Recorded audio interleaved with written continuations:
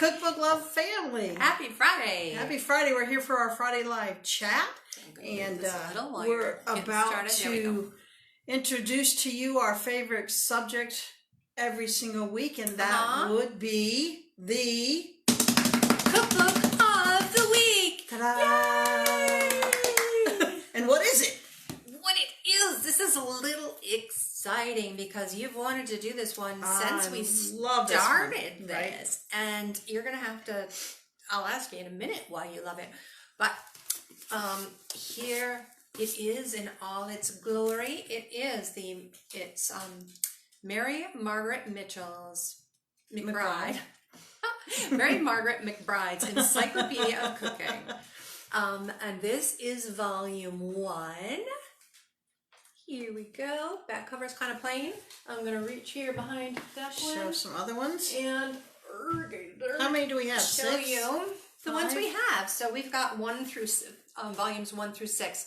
We would love the rest of them, but we do not have them yet. It's one of those things that when pandemic is over and we're able to scour the thrift stores, we're always on the hunt. You're the one who's really good at finding the cookbooks. We found those at a thrift store.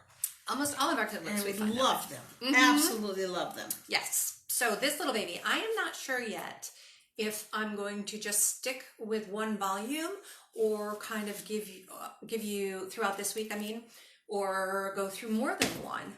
I'm thinking I'm going to stick with just this one because it's pretty darn good. I always figure you can tell the measure of a cookbook that I enjoyed by how many post-its or tabs. And this one I went through a few years ago. I don't think I even finished. But that's how many slips of paper I had in there from back then. So obviously I liked it too. Yeah. You want to talk about the author here for a minute? Well, let me tell you a little bit about Mary Margaret. The Encyclopedia of Cooking came out in the 50s. She was born in Paris, Missouri. She lived from 1869 to 1976, and we'll share more information about her because she is fascinating. She was a journalist, a book writer. She had a radio show and was actually known as the First Lady of Radio. She received a journalism degree in 1918. She wrote for the Saturday Evening Post and for Cosmo. She is fascinating. She had interviewed Eleanor Roosevelt, Bob Hope. So we're going to share information about her. She was big, and really she had at one point 6 to 8 million listeners on the radio. So imagine, and that was a long time ago. Yeah, that was. It was in like the 40s. You're going to need to add to this. So, I have a little doggy who is trying to get attention, and you might be able to see part of his head, but he's going to pop his head up. He wants his moment on air, I think. That would be Philip on my lap. So we just love these. The pictures, the recipes, everything that's in them. So you talk a little bit about this one. So this is the inside. It's not I guess this is the title page actually. So you can see some of the art. It's pretty gorgeous. The font's really nice. I forgot to mention this particular one is from 1958. It looks like the first edition of this particular collection, but you were saying that the idea originated as supermarket. What did you find out about when that? She first started writing these, they were in supermarkets with binders. They had like chapters, and you would go to the supermarket and you'd buy the chapter and you'd buy the binder and you'd take it home. Next week the next chapter would be ready until you had a full cookbook in a binder, and then later they were reproduced into these encyclopedia books. I'm wondering if they were like almost those promo things. Remember? I don't know if they still do this anywhere, but when we were coming up, you'd get a dish. Yeah. So you spend a certain amount and you get a carving knife or whatever. One bowl. I wonder if they were like that.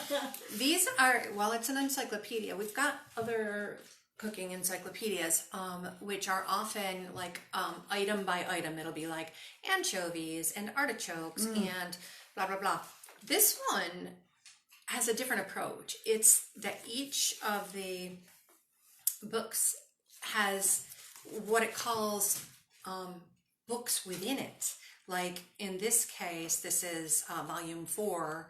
It's referencing, there's a cheese cookbook, a Chinese cookbook, the cookie book, the dessert book, and electric blender cookery. So this one says, you know, volume 4, cheese cookbook to electric blenders.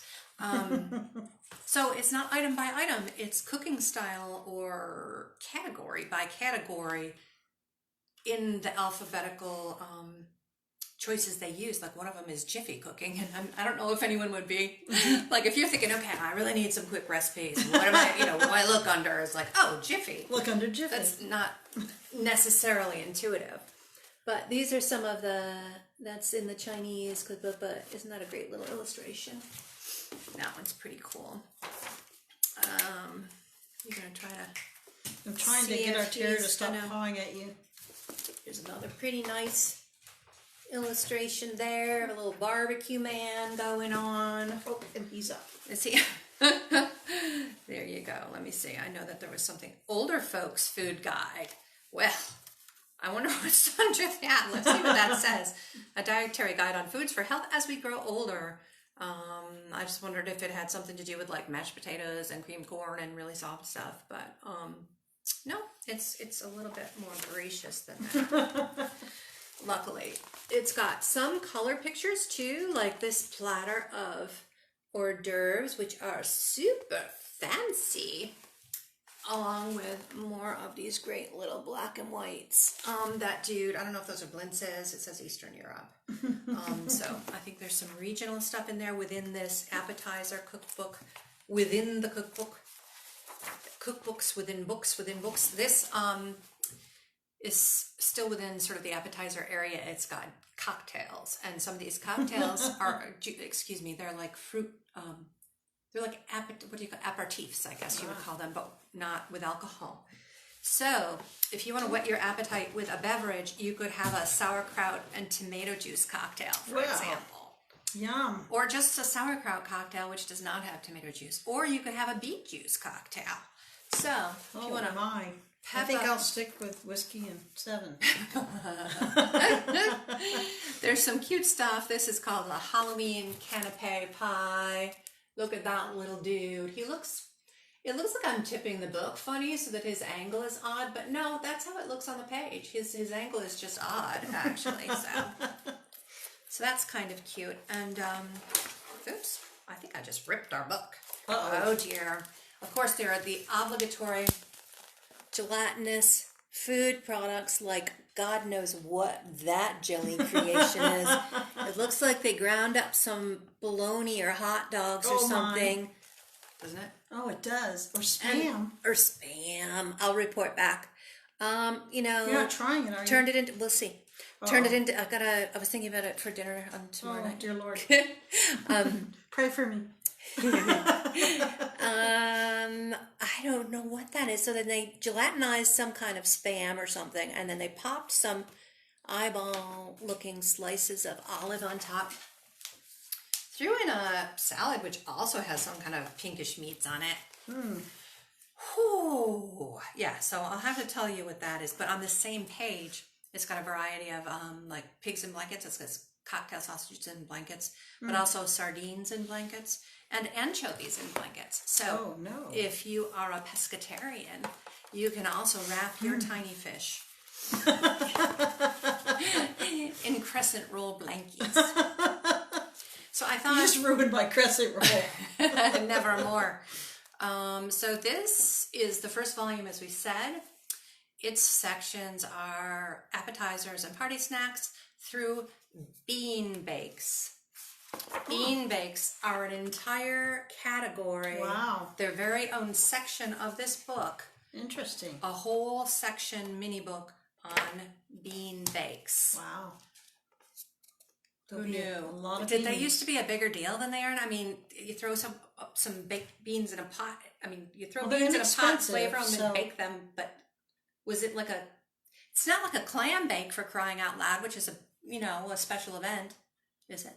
Maybe it was. Do you guys have big happy? Maybe they had happy bean parties, and we have pizza parties. Maybe they had bean parties. Bean bakes. Come on over for a bean bake Saturday night. Well, I just hope that the dinner you're bringing our grandchildren tonight is from the hot dogs and crescent roll things, and not the gelatinous spam. We'll see. See what I can find. If you're watching now, Tanya, start praying. Sorry. So this is the the back cover, I think the same art is in the front, but lots of pictures. And so we hope you will enjoy the Encyclopedia of Cooking by Mary Margaret McBride this week. And we will come to you again next Friday with something new and exciting. This is going to be a fun one. We look forward to it. And we'll see you next week with a new cookbook of the week on Friday. Until then, we'll be doing Mary Margaret McBride. Everybody have a great weekend. We'll see ya.